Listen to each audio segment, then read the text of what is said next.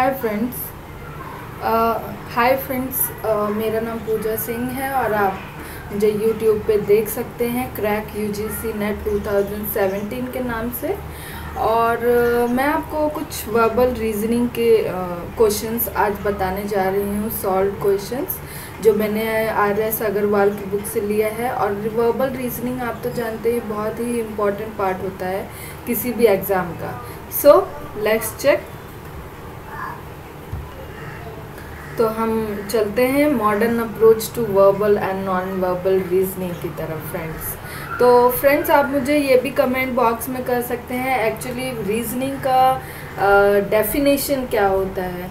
तो अगर आप मुझे कमेंट करेंगे तो मुझे पता चल जाएगा कि आप मुझे सुन रहे हैं और आप मेरे कमेंट बॉक्स पे ज़रूर कमेंट कीजिएगा फ्रेंड्स। सो फ्रेंड्स हमारा first is for moon. Moon is for satellite and earth is for planet.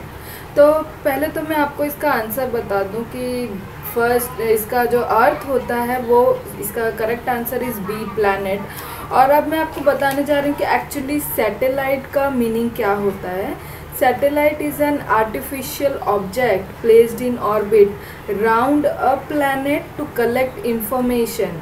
तो प्लैनेट के बाहर जो राउंड करता है वो सैटेलाइट होता है, तो उसे सैटेलाइट कहते हैं। और प्लैनेट का जो मीनिंग होता है वो a large round mass in space orbiting round A star. और जो प्लैनेट होता है वो स्टार के राउंड में होता है, स्टार के चारों तरफ ऑर्बिट करता है। तो ये जो तो आपको मैंने सैटेलाइट और प्लैनेट का डेफिनेशन भी बता दिया। तो जो मून होता है वो सैटेलाइट के लिए है and earth is for planet. Okay friends, now we come to forecast is for future and regrets for what. तो फोरकास्ट क्या होता है, हम फ्यूचर में जैसे कहीं पे फॉर एग्जांपल कहीं पे सुनामी आती है या कहीं पे बाढ़ आ जाती है तो हम फोरकास्ट करते हैं, मीन्स कि फ्यूचर में आने वाला है। और रिग्रेट किसके लिए होता है friends, it's for C, past. तो इसका करेक्ट आंसर है past. Okay friends, now we come to influenza virus and typhoid for bacteria.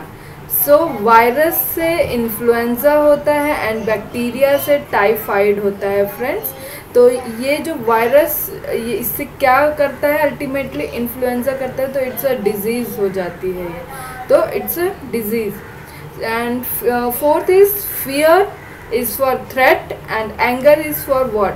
तो फ्रेंड्स थ्रेट जब हम किसी को डराते हैं तो उससे क्या होता है, फियर। ओके फ्रेंड्स, तो थ्रेट से हो जाता है फियर एंड प्रोवोकेशन से हो जाता है एंगर। तो प्रोवोकेशन अगर रहता है तो उससे हमारे एंगर हो जाता है। तो मैं आपको प्रोवोकेशन का एग्जैक्ट मीनिंग बताती हूँ। तो फ्रेंड्स प्रोवोकेशन का जो बेसिक मीनिंग होता है कॉज अ स्ट्रॉन्ग रिएक्शन, मतलब कि इसका कारण किसी भी स्ट्रॉन्ग रिएक्शन का कारण होना, तो it's a anger. Okay friends, तो now we come to the fifth. Melt is for liquid and freeze is for what. तो फ्रेंड्स आप इसका आंसर में कमेंट बॉक्स में दे सकते हैं। अगर आपने मेरा वीडियो ध्यान से सुना है तो आप इसका आंसर ज़रूर दें कमेंट बॉक्स में। I will wait for your comments. तो मुझे लगेगा कि आप मेरा वीडियो सुन रहे हैं। तो फ्रेंड्स मैं आपके लिए फिर ऐसे ही और analogical and non verbal reasoning के क्वेश्चंस भी लाऊंगी। So keep watching my channel. तो हम सिक्स्थ जो क्वेश्चन है, clock is time and thermometer is for what. तो क्लॉक का मेजरमेंट टाइम से करते हैं एंड थर्मोमीटर का टेम्परेचर होता है, क्योंकि थर्मोमीटर से हम टेम्परेचर को ही इट्स अ मेजर करते हैं। फॉर टेम्परेचर से का मेजर क्या होता है, थर्मामीटर का मेजर टेम्परेचर से होता है। Okay friends, so seventh is for Muslim. Muslim is mosque and six is for what. तो मुस्लिम्स फ्रेंड्स मॉस्क्यू में जाते हैं और सिक्स किधर जाते हैं, गुरुद्वारा में। तो ये इनका मीन्स टेम्पल है। इट्स अ मुस्लिम का मॉस्क्यू होता है एंड सिक्स का होता है gurdwara. Okay friends, so now Let's come to the 8 and paw is for cat and hoof is for what.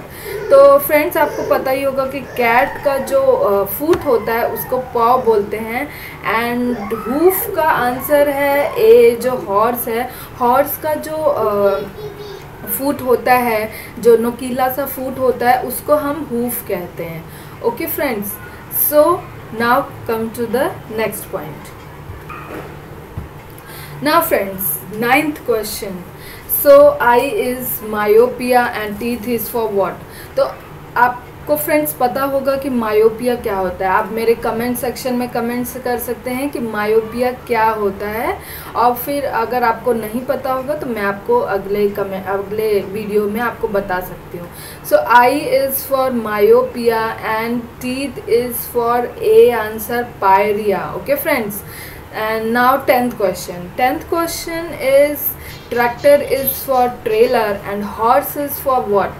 So tractor का जो जिसमें ट्रैक्टर की ट्रॉली होती है, जो ट्रैक्टर के बैक साइड में होती है, उसे ट्रेलर बोलते हैं एंड हॉर्स का बोलते हैं कार्ट। ओके फ्रेंड्स, जो क्योंकि हॉर्स के पीछे जो पुश पुल करने वाला होता है उसे कार्ट बोलते हैं।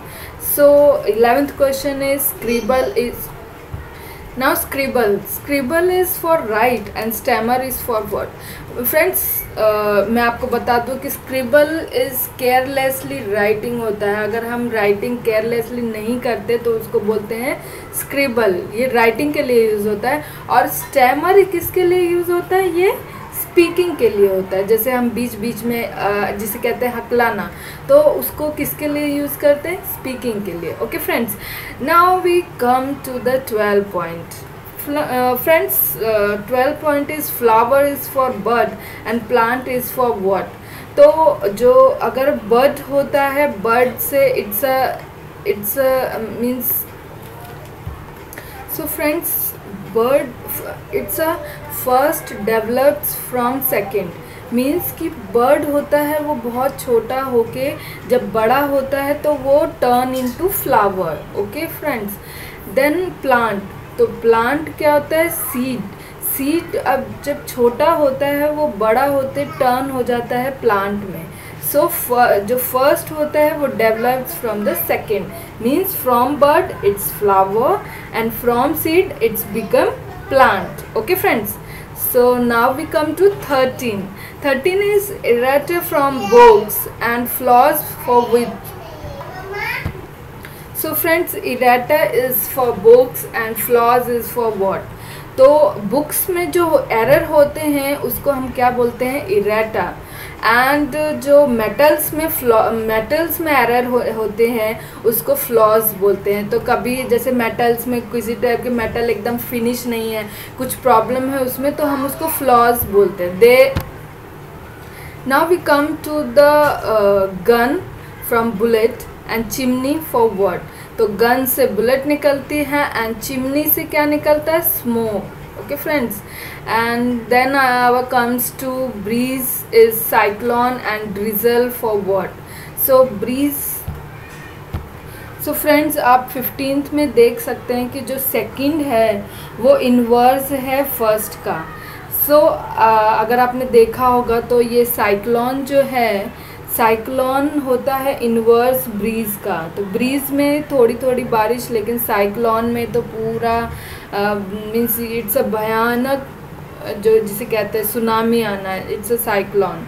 तो it's a second is inverse of the first. इसी तरह से इसमें अगर हम देखें तो इसका correct answer is D, downpour drizzle.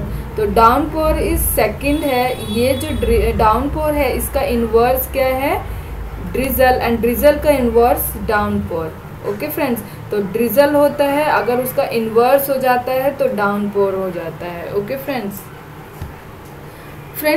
16 का भी आंसर आप खुद ही दीजिएगा। ओके फ्रेंड्स, और अगर आप देख रहे हैं तो आप मेरे कमेंट सेक्शन में इसका आंसर ज़रूर दीजिएगा ताकि मुझे लगे कि हाँ आप सुन रहे हैं। ओके फ्रेंड्स, सो फ्रेंड्स 17 का भी आंसर आप दे दीजिएगा। मैं फिर अगले वीडियो में आपको ये सब आंसर्स दूंगी। Okay friends, till then bye.